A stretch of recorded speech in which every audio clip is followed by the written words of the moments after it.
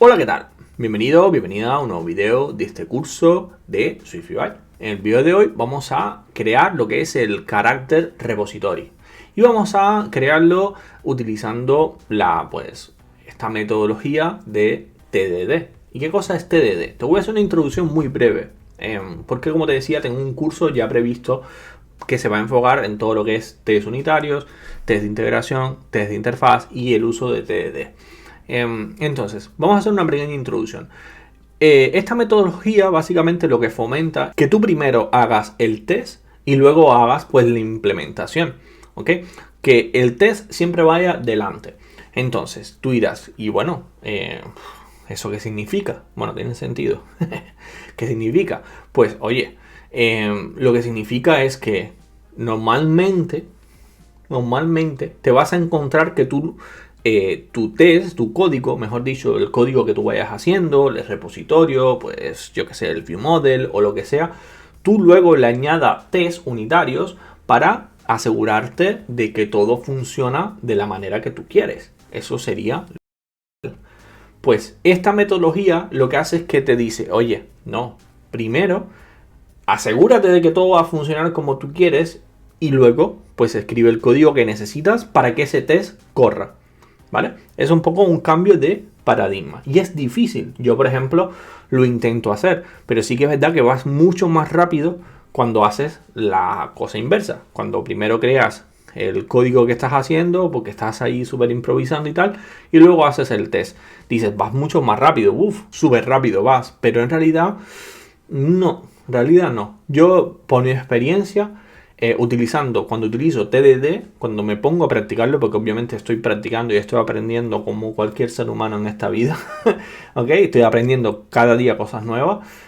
Sí que es verdad que voy mucho más rápido cuando aplico TDD, pero no solo porque vas más rápido picando el código, sino porque picas solo el código que necesitas.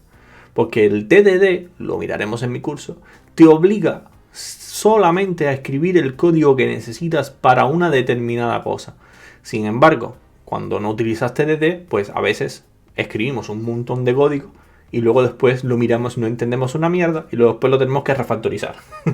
¿Ok? Y esa es la magia del TDD, que te ayuda a escribir solo el código que necesitas para ese determinado test o para esa determinada feature. Hasta aquí voy a parar con la introducción, porque esto va a ser mucho más práctico. Otra cosa que tienes que saber antes de continuar es que la manera en la que vas haciendo TDD es utilizando pues la metodología del Red, Green, Refactor. Red, Green, Refactor. Viene siendo rojo, verde y refactor. ¿Por qué? Porque normalmente cuando tú creas un test, ¿ok? Ese test no tiene una implementación creada. Entonces ese test obviamente va a fallar, va a estar en rojo. Entonces tú lo que tienes que hacer es crear la implementación para que ese test pase y se ponga en verde. Y una vez que se ponga en verde, entonces puedes leer la implementación que hiciste y pues oye, refactorizarla y ponerla un poquito más bonita. Por eso es que se llama Red Green Refactor. Y ahora vamos a ponerlo en práctica ese Red Green Refactor. Y esto es solo la punta del iceberg. Luego en mi curso quiero que veas todo en profundidad y todas las técnicas que puedes utilizar, ¿ok? Me lo estoy currando, estoy estudiando muchísimo y cuando lo tenga todo bien masticadito intentaré enseñártelo a ti. Vamos allá. Vamos aquí a donde tenemos la parte de test. Fíjate que aquí tenemos todo lo que es la aplicación y aquí tenemos toda la parte de test y aquí tenemos toda la parte de UI test. Pues vamos aquí en la parte de test. Normalmente yo lo que hago es replicar el scaffolding que tenemos en la parte de la aplicación, replicarlo en la parte de test. Pues aquí vamos a crear un nuevo folder. Se va a llamar Features. Aquí le vamos a poner una nueva carpeta que se va a llamar Data. Y aquí vamos a poner, pues justo como teníamos aquí, ¿ves? Character Repository. Creamos un nuevo folder. Se va a llamar Character Repository. Y aquí vamos a poner un nuevo file que se va a llamar. Este va a ser un unit test clase. ¿Ves? Esta que tenemos unit test aquí. Next. Y le vamos a poner Character Repository. Y casi siempre cuando es una clase de test, al final termina en test. Entonces le ponemos al final test. Y si decimos que lo vamos a guardar aquí, perfecto. Y cuando lo creas de tipo unit test, pues te crea este pequeño template, ¿ok? Que es un test muy básico. Ahora vamos a ir hacia él. Perfecto. Este template, yo normalmente lo que hago es que yo tengo mi propia plantilla. Y te voy a enseñar con mi propia plantilla. Fíjate lo que te digo. Voy a quitar esto de aquí. Deja ver si la tengo aquí. Yo tengo un snippet que se llama Create Unit Test Template, que es una plantilla. Pues aquí lo que hago es crear la clase test. Ok. Pongo la clase test. Le pongo el nombre de la clase que yo le voy a poner. Ok. Le voy a poner una extensión para... Y aquí voy a poner todos los métodos, ¿ok?, que me van a devolver. Voy a poner todos los métodos que van a ser success. Todos los métodos que van a tener un final espectacular, un final success. Y aquí voy a poner todos los métodos que voy a gestionar los errores que pueda tener ese repositorio. En este caso, esto es un repositorio. Entonces, así separo un poco en dos extensiones todos los tests que tengan que ver con los failures y todos los tests que tengan que ver con los success. Porque repito, si una clase, bueno, repito no, lo digo por primera vez. Si una clase es un poco grande o es un repositorio bastante grande que tiene varios métodos y tiene varios escenarios, pues te conviene separarlo en extensiones para que no esté todo el código vomitado, ¿vale? Entonces lo vas separando. Bien, aquí en este import, pues tienes que importar el nombre del target de arriba, que es Rick and Morty App. Bien, entonces, yo aquí tengo un suit y un suit failure. ¿Qué cosa es un suit? Un suit es como una convención. Suit se llama Subject Under Test, que viene siendo el objeto que tú vas a testear. En este caso, el Subject Under Test se va a llamar, va a ser de tipo Character Repository. Y lo mismo, el suit failure también va a ser de tipo Character Repository. Como ves, el Character Repository no existe. O sea, si yo ahora quito esto de aquí, esto lo voy a comentar. Este Character Repository no existe. Como ves, aquí te dice nil no sé qué cosa es, y Character Repository no lo encuentro. ¿Qué pasa? No pasa nada, porque esta es la primera fase del TDD. Este es el red, el rojo. Ahora tenemos que convertirlo en green. ¿Cómo lo hacemos? Pues creando un protocolo que sea Character Repository. Para eso vamos hacia el target de arriba y justo donde teníamos aquí la carpeta, creamos un nuevo archivo que se va a llamar, este va a ser un Swift file, se va a llamar Character Repository. Perfecto. Y aquí vamos a crear un nuevo protocolo que se va a llamar Character Repository. Y como ves, ahora, en teoría, ¡pam! Jeje, verde. Se puso en verde. Perfecto. Entonces aquí esto ya me está diciendo, perfecto, podemos continuar. La verde. Entonces vendría el refactor. Bueno, refactor aquí todavía no tenemos que hacer nada porque está vacío. Bien, entonces, aquí la clase Character Repository Test se conforma o hereda de XTestCase, que esto lo vamos a ver en mi curso, que tiene unos métodos que son el setup y el teardown. Y aquí le estoy haciendo, como ves, un override, ¿no? Un override obviamente es sobreescribir ese método. Y estoy llamando al super.setup y aquí abajo al super.teardown. ¿Qué es lo que hace cada uno? Pues el setup lo que hace es preparar la clase en cuestión para empezar a ejecutar los tests. Esto es como el ciclo de vida de esa clase, de ese test. Primero entra por el setup, prepara todo lo que necesita, recorre todos los tests y luego hace el teardown para eliminar cualquier cosa que se esté utilizando. En este caso, por ejemplo, como son opcionales, lo estoy poniendo todo en nil otra vez. Es como el beauty load cuando trabajas con UIKit, por ejemplo. Pues el beauty load. O el onAppear cuando trabajas con SwiftUI. Pues aquí entonces en el setup lo que tengo que es inicializar este suit, que es el subject under test, como te decía. Vamos a inicializarlo y como ves lo voy a inicializar con una implementación que se va a llamar default repository. De hecho lo voy a quitar aquí, lo voy a quitar aquí esto. Se llama default character repository, pero como ves se pone en rojo. ¿Por qué? Porque esta implementación todavía no existe, hay que crearla. Entonces vamos aquí al character repository y decimos que, oye, vamos a crear una clase que se va a llamar default, mejor dicho, character repository. Y entonces, como ves ahora en el test, te va a decir, oye, no puedo asignárselo no sé cuánto. Claro, porque tenemos que decir que nuestra clase se va a conformar al protocolo. Y ahora sí, él se tiene que quedar tranquilo. Una vez que ya tenemos el suit, en este caso yo le creé dos propiedades, suit failure, porque como te decía, vamos a trabajar con todo lo que tenga, con el happy path y con los errores por separados. Y son dos propiedades porque a la del failure le vamos a inyectar, ya lo vamos a ver, data falsa, para que falle aposta. Bien, ¿cuál va a ser el primer test que vamos a hacer? Normalmente, voy a decir normalmente, entre comillas, también no es mala praxis crear un test solo para verificar que la clase existe. Por ejemplo, un test que diga test suit is not nil. Entonces tú pones, oye, el suit es diferente de nil. Ahora no lo voy a poner porque estoy utilizando el setup y siempre el setup lo va a tener que asignar. ¿Ok? Pero no es mala praxis. ¿Por qué? Porque imagínate que tienes un proyecto muy grande y esto lo ves mucho también en backend y cosas así. Tienes un proyecto muy grande, etcétera, etcétera. Entonces, sin querer, pues o bien le borras una dependencia a una clase o bien directamente puedes borrar la clase. Te petaría si compilas en este caso, ¿no? Pero puede pasar que le borres una dependencia o lo que sea.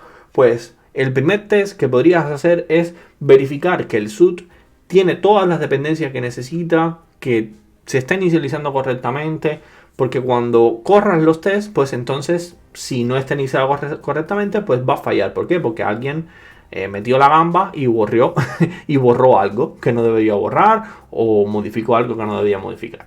Pero bueno, vamos a hacer esto como es chiquitito, no nos vamos a complicar mucho. El primer test que vamos a hacer, vamos a empezar con los success, es, oye, yo quiero que esto me devuelva una lista de caracteres. Ah, vale, perfecto. Como yo voy a hacer una demanda de servicio, puede ser que tenga la lista de caracteres, como vimos con el API Service, o puede ser que me devuelva un error. Entonces, cada vez que yo tenga la posibilidad de recibir un error, que me lo lancen y yo tenga que recibirlo, pues normalmente casi siempre tienes que utilizar un do catch. O sea, puedes no utilizarlo si utilizas el try opcional, pero oye, si vas a gestionar ese error, pues entonces necesitas hacer el catch. Entonces, yo voy a crear un objeto response, que es lo que yo espero, que es la lista de caracteres, y voy a hacer un try await de el suit bueno, el suit del happy path, punto, y le voy a utilizar un método que se llama getCharacterList.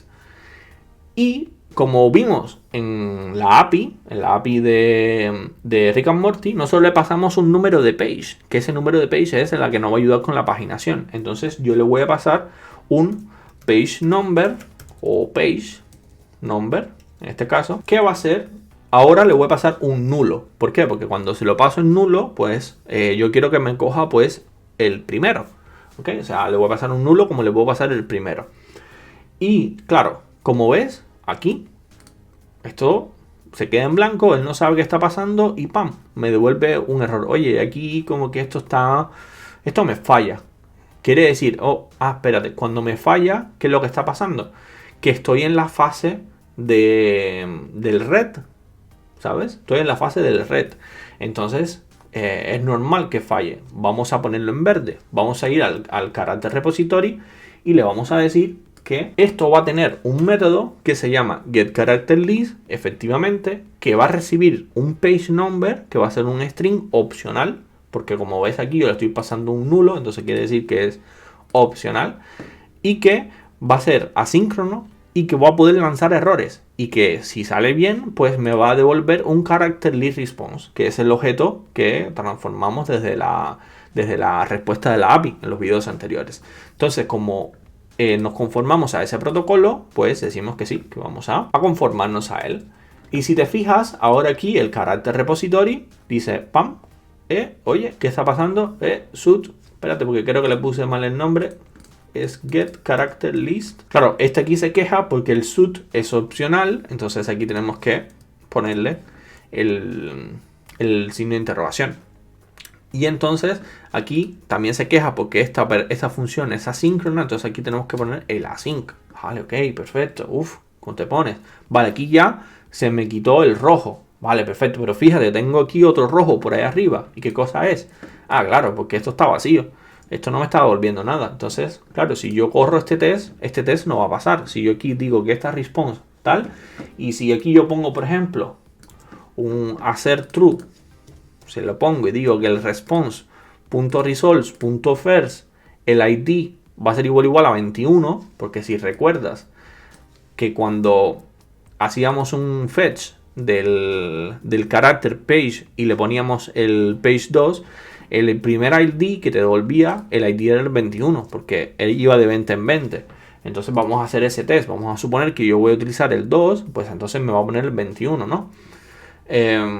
Claro, esto no me está... O sea, yo tengo el fake este que me va a devolver el 21 y el ID va a ser igual a 21 porque el fake que voy a utilizar pues tiene el ID 21, como ves, fue el que cogimos del Postman.